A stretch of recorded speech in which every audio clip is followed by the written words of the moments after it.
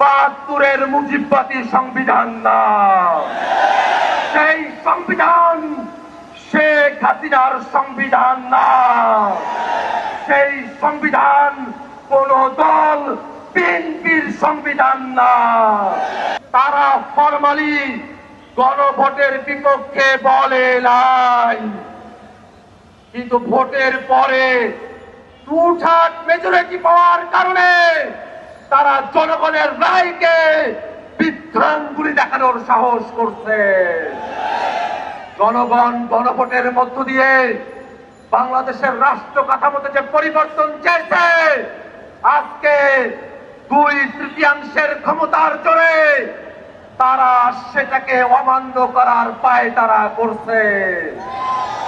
ভাইরা আমার, তারা সংবিধানের কথা বলছে, আমরাও বলি দেশ পরিচালনা করতে সংবিধান লাগবে, কিন্তু সেই সংবিধান ৭২-এর মুজিববাদী সংবিধান না। সেই সংবিধান শেখ হাসিনার সংবিধান না। সেই সংবিধান কোন দল বিএনপির সংবিধান না। দেশ পরিচালনার জন্য সংবিধান লাগবে, সেই সংবিধান হতে হবে জনগণের সংবিধান। আর সেই সংবিধানে জনগণের কথাগুলো থাকবে, তার অন্যথা আমরা হতে দেব না।